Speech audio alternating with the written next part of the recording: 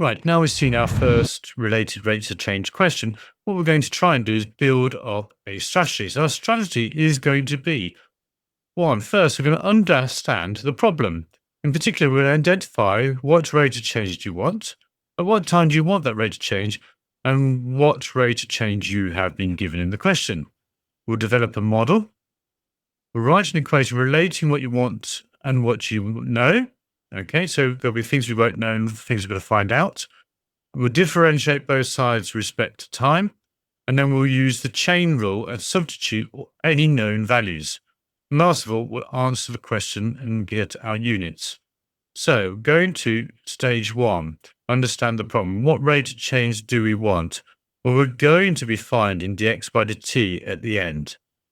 We've been given, first of all, we've got part of the problem. We've got to show dv by dx equals this value. That's a little bit that they helped us. And we've been given this. We've been given the rate of change of the volume because we've got centimeters cubed per second.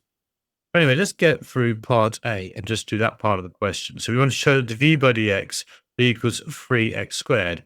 Well, we can see the volume is just x times x times x. So the volume is just equal to x cubed. So dv by dx will just be the derivative of that, which is 3x squared. Now, what we're going to do is we know we've been given, the rate of change of the volume here. So dv by dt must equal 0.048 centimeters cubed per second. And what do we need to find? We need to find dx by dt. Is the thing we don't know. So we've worked out what rate of change we want. We want the time. That's when x equals 8. Okay, because our variable is going to be in terms of 8. So that's nice. Okay.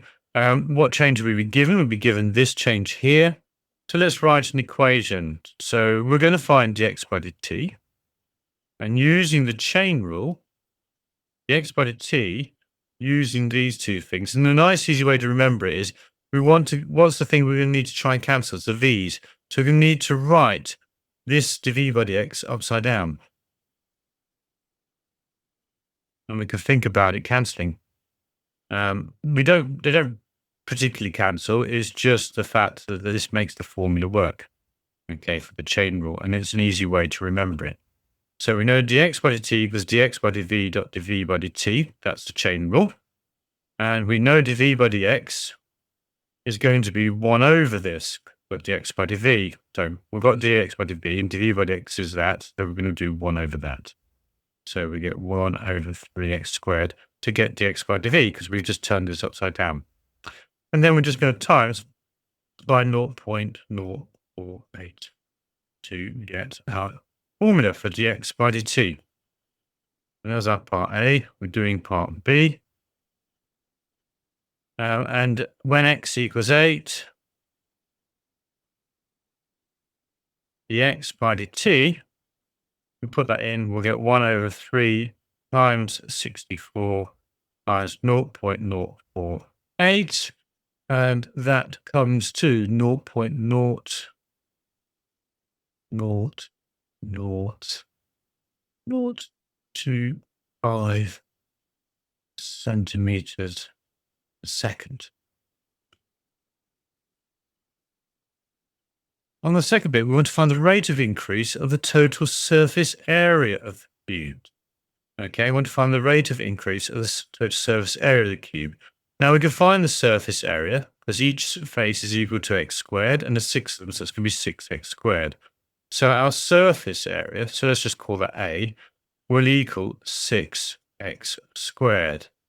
And we want to find, we always differentiate this, whatever it is, to get the derivative, and we get dA by dx equals to 12x. Now, if we want to find dA by dt, the rate of change of the area, that's going to equal dA by dx dot dx by dt. Because we want to get it in terms of dA and dt. That's all, and we've got dA by dx, and we've got dx, and we've got dx by t, which we found in our previous question. And we're doing it when x equals 8. So dA by dx equals 12 times 8. And then we just got to times that by all of this.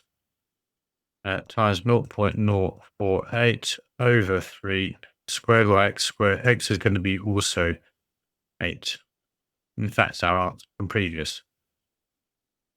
And when we've worked that all out, we get dA by dt is equal to 0.024 centimeters squared per second. And there we go. We have our second rates of change question.